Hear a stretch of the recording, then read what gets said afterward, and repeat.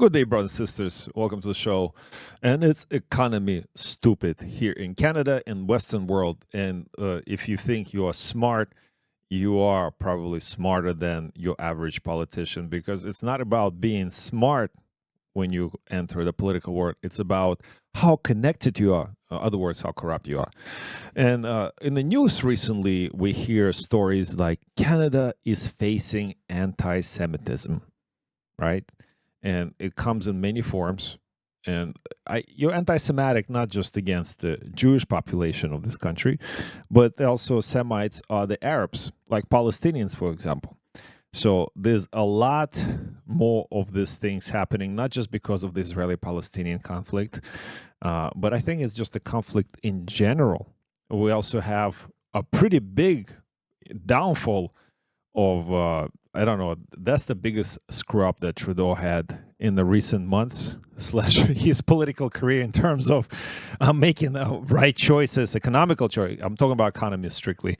And okay, COVID aside, okay, all the COVID stuff aside, the thing that happening right now between Canada and India becoming the leader, the most emergent economy, in the world that's going to be the leader, is going to surpass China. It's already, I think, is it Glenn, officially surpassed China or not yet? Yeah, it has several months ago. It's larger than China, with a young demographic who are very highly trained in the new technologies, by the way. Yeah, and they've always been, right? And now the Canadians, withdraws 41 diplomats from India. That's a really good choice. That's really smart, I believe, to make a point. And I think part of that is because fearless NDP leader Jagmeet Singh, he actually of the wrong Indian opposition thingy. He is a Sikh, but he's not just a Sikh. He is part of the Khalistan, right, movement. And I think officially he is considered to be a terrorist part of the terrorist organization in India. And I don't think he can go to India because there he'll get arrested right away. He's a World Economic Forum member, same thing as Justin Trudeau. And the two of them, the NDP and the Liberals together, are the only things that are keeping the government in power right now.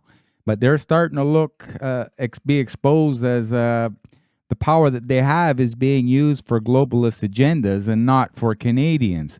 One of the things that Trudeau was quoted as saying is, Canada's support for Ukraine will not waver. I think that's your support, because Canadians now, their household debt to income is the second highest in the world of all other countries. It's the most amount of debt to the income of the average household. Number two, only to Norway. And we know Norway is so far left, they fell off the map. Brothers and sisters, if you live anywhere in Canada, like, okay, let's take major metropolitan centers like Montreal, Toronto, and Vancouver. Go try to rent a decent apartment for less than $1,000 a month. You won't. As a matter of fact, the average decent apartment in any of those cities is about $2,000 a month.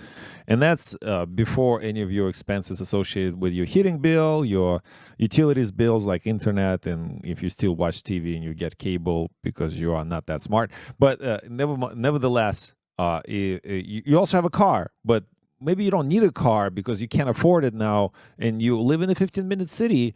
And when you go down to the basement, maybe you're going to end up right in the subway, which is the metro station, and it will take you to your other 15-minute destination. And maybe that's what you want, and that's why you live in the city in the first place. But maybe you don't, and that's a necessity. And you have to stay here because your job is here, your school is here, your daycare is here, or anything else that you need in terms of life. So, Glenn, this is the news. This is the breaking news that I read today. The breaking news, it's not just Ukraine, Glenn. No. Our fearless leader donates money to all causes in Africa, in the rest of the world, especially for climate change. But recently, he just pledged $90 million to fight climate change and vaccine equity in Caribbean, Glenn. In the Caribbean. That's how our business is to be over there. What kind of a rocket scientist, brain surgeon, or CNN watcher do you have to be to have faith in the Liberal government in Canada being supported by the NDP government? I mean, just a few facts here. Canada's average new car prices went up nearly 20% in 1 year. Quebec, the second most populated province in all of Canada, the homeless population has doubled in just 4 years. 51% of Canadians are $200 away from breaking even. Okay? So if you watch Trudeau, I mean, you have to surmise the fact that it's quite obvious that he has the intelligence level when it comes to the economy of a wooden nickel. But is it okay? So I circle back to that premise. Does he have any intelligence at all?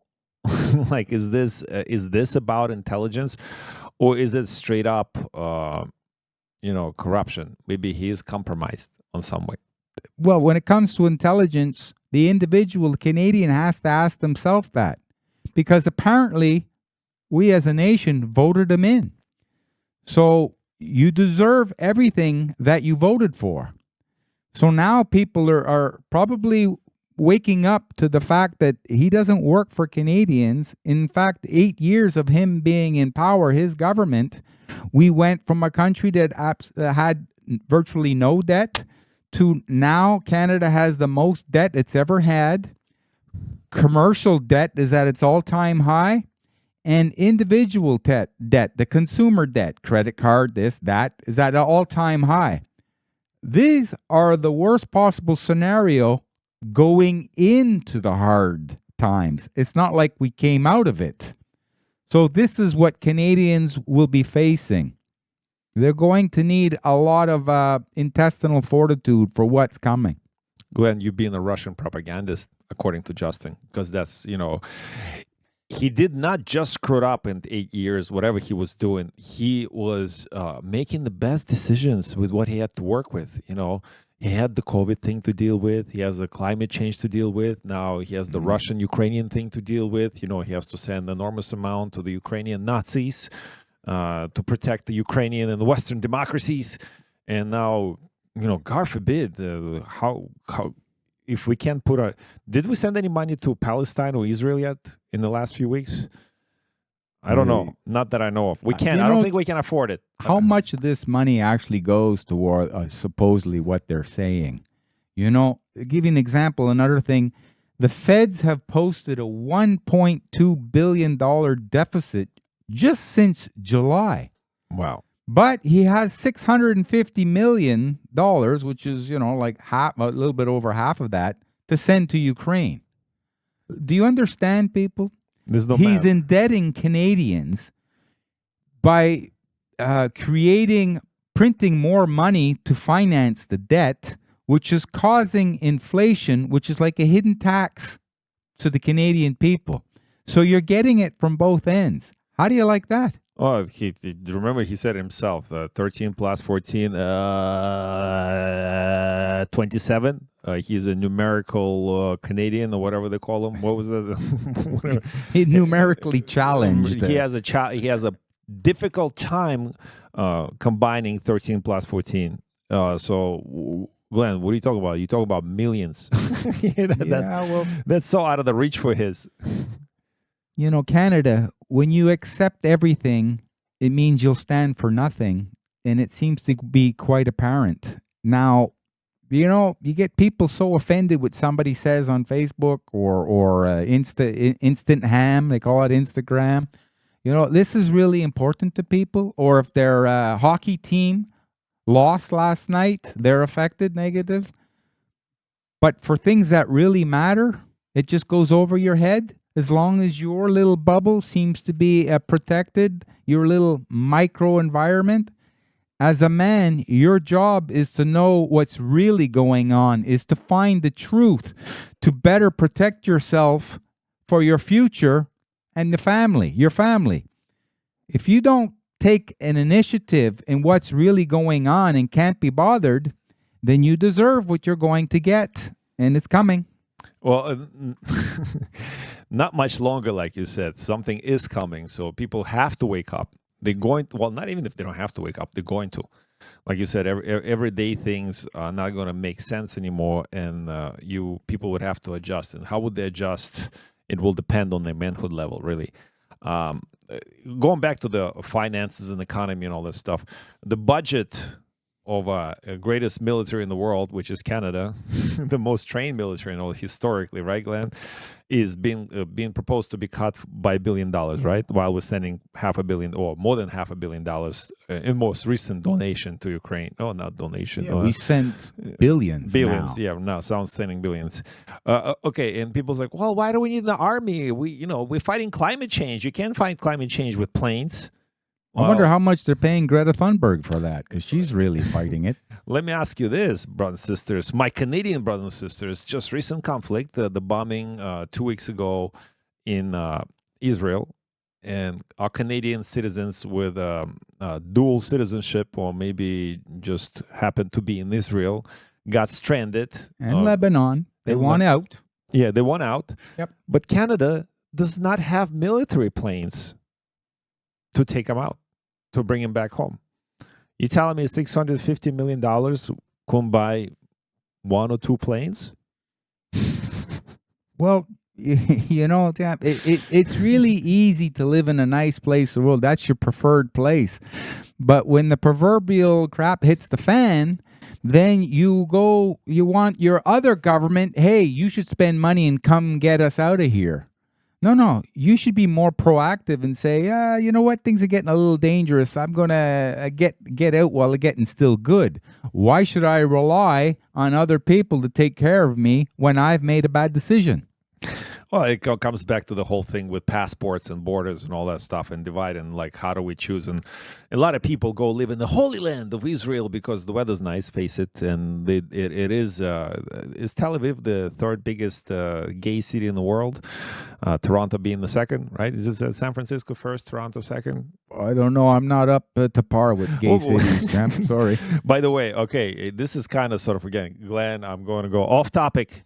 I've listened to CJAD and Elias Makos. Elias Makos, I'm calling you out. I don't know why I know his name, but he claimed he was so outraged by the Palestinian or Hamas attacks on Israel, and he's like, well, Israel is such the only civilized place. So he didn't use those words, but he pretty much said that. And he said, what do they have to contribute? And the first thing that he mentioned that Israel contributes to the Middle East and the world in general is the whole LGBTQ plus to XL XYZ thing to the mix. He's saying that's the only country in the region that has the biggest gay community / gay parade and all this other stuff, or LGBTQ. I don't know if it's gay anymore because there's also transgender stuff and all that other things.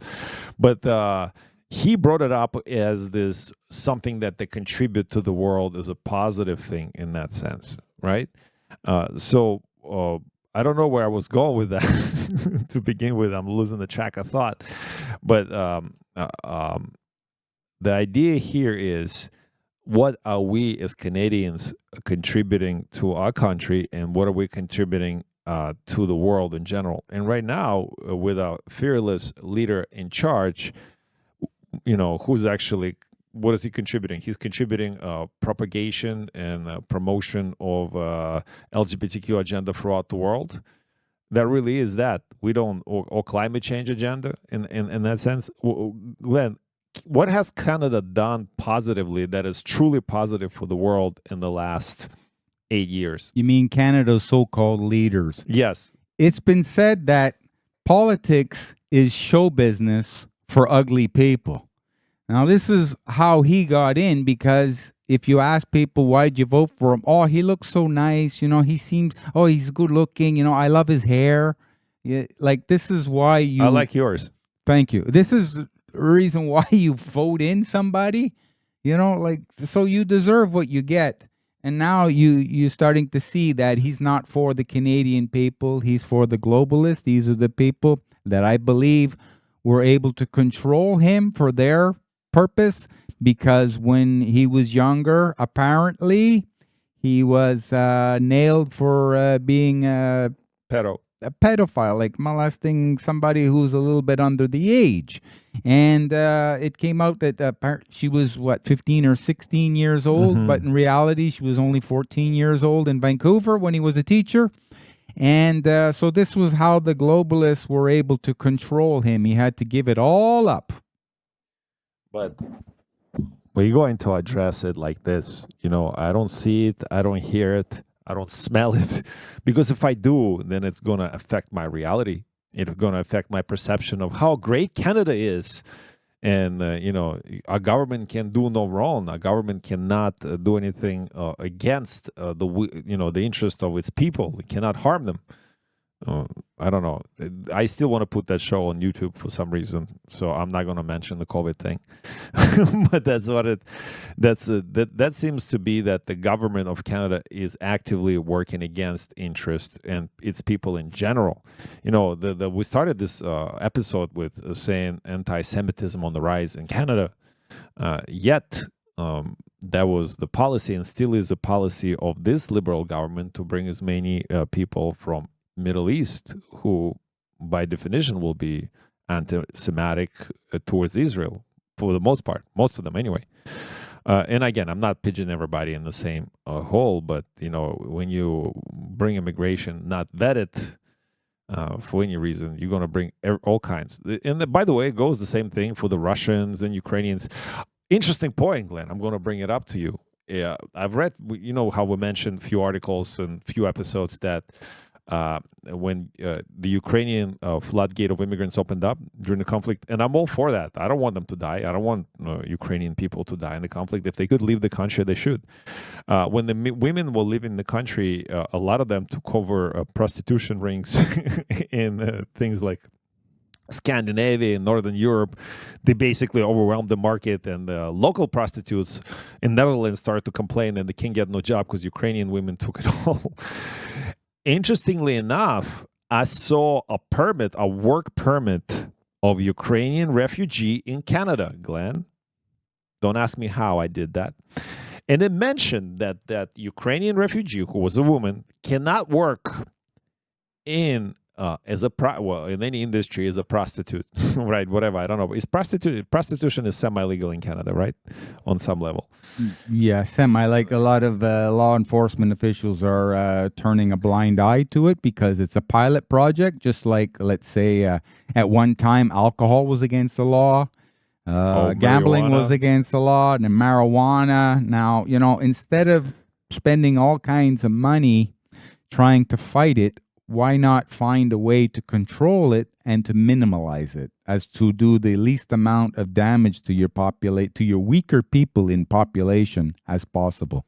So the Canadian government is aware when Ukrainian women come to this country, that's one of the industries they enter is adult entertainment industry. by adult entertainment industry, I mean prostitution. So it says right away that they cannot work with children. They cannot work. I think maybe even like massage industry or whatever. Because for the most part, the massageries is happy ending places. And just recently, I happened to hear the story that people still call like normal massage yoga places, therapy places, asking for who's working, man, woman, and what kind of services they get. So it's going back to morals, right, Glenn? This is like, we started with economy, but the reason why we find ourselves in this situation right now again is because there is no man to stand up and face the music, right? To face themselves and saying like, I let this happen. I'll let this happen in my personal life. I'll let this happen in my family life. I'll let this happen in my social life. And I'll let this happen in my community life. Why? Because I didn't stand for the things that I should have been standing for. But the problem is we don't know what the things, or most people don't know what the things they should have been standing for, because what do they stand for? They stand for instant gratification. They stand for hockey games. They stand for movie nights. They stand for gay parades. They stand for BLM protests. What do they stand for? But the foundation of this country has been dismantled. completely and of the Western world. What is the solution, Glenn? I know we beat this horse every day, but I think this not worth to repeat it. It has to be repeated every day. We have to drill it into people's heads, address your problems internally, become a man. And I'm addressing men specifically. Women will follow. You do it. You become a man first, Glenn. Especially during the hard times, women are going to want to be with a man who shows like he's a rock, he's solid, and the hard times are going to be coming. I just want to say that I think, because you have to say this, I think, because you don't want to be made as a hate speech, but I think that Justin Trudeau, he's exposing himself as a real shitty person, with his idiot policies. So I would think that he's exemplifying himself as a proverbial shitiot. That's what he is. And the sooner that Canadians wake up and kick this government out, the least amount of more damage is going to be caused in this country. That we're working towards the great reset that is going to affect every man, woman, and child in the country, the big, beautiful country of Canada. What are the chances of Maxime Bernier actually becoming a prime minister? Well, the tougher the times get, the more people want to lean on somebody solid. And that's why I nicknamed the mighty Maxime Bernier. You look into his eyes and you know that this man's soul is not for sale. His position, his point of view, his goal is to do what's best for Canadians. He wants to lead by example.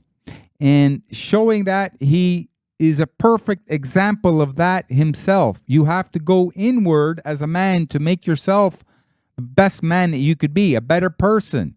Then when you're there, other people will start recognizing these good qualities in you and generate towards you to try and acknowledge or gain these positions themselves.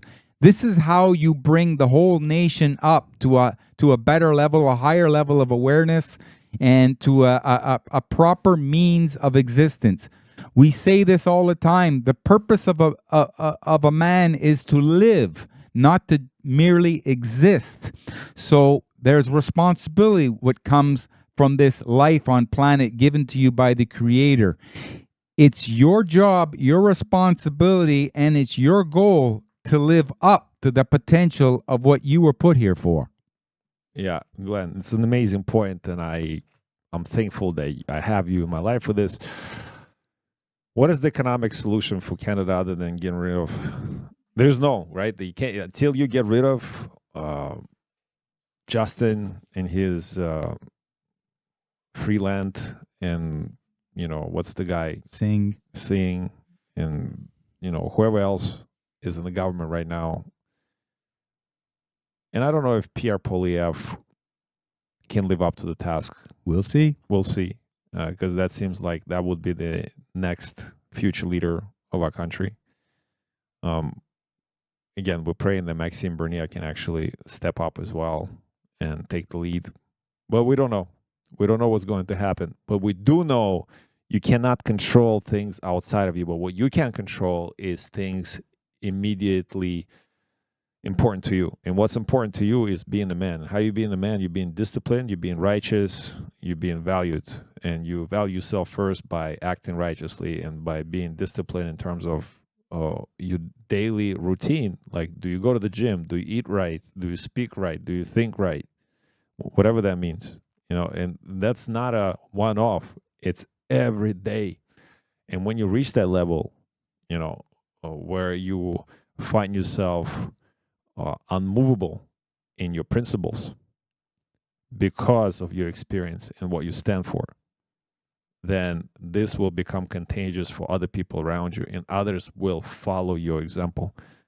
And Glenn, I love to follow your example every day. Thank you for being an example in my life. Any advice for the young men before we close the show? find somebody that you would like to emulate. Find a mentor. Find someone that you believe could bring out the best in you. But don't just follow. Take the good from that person, but find a multitude of that. So you now are not a follower. You're just taking the good qualities from many people and you're creating yourself as a better leader. That's an amazing advice, and that's what I always say. It's, you want to be a leader. Leader is a lonely position, but at some point you'll learn something from someone. We learn 99.9 things in our life from secondary sources, from your parents, from your teachers, from the TV, from your phone, whatever. You learn something from somebody. So pick a proper role model and learn from them, and also other sources. So instead of going to whatever Justin is telling you, maybe read a Bible instead. Go the opposite way. Go the opposite way. Brothers and sisters, do something kind and nice for somebody, but specifically for yourself. The time that you invest into yourself will pay 10 times. So going to the gym every day and, working hard on yourself and working hard in general, especially right now, as you're working on whatever job you have, and find a side hustle, find 2, find 3, and buy a bunch of gold and silver with your earnings, because that's the thing that will carry over. I don't know if Bitcoin is going to help you with that, but I know gold and silver will. And Glenn agrees with me on that. And on this note, for sure, brothers and sisters, we'll see you on the next one, because we cannot do this show without you, and you're amazing, and we respect you, and we'll see you on the next one.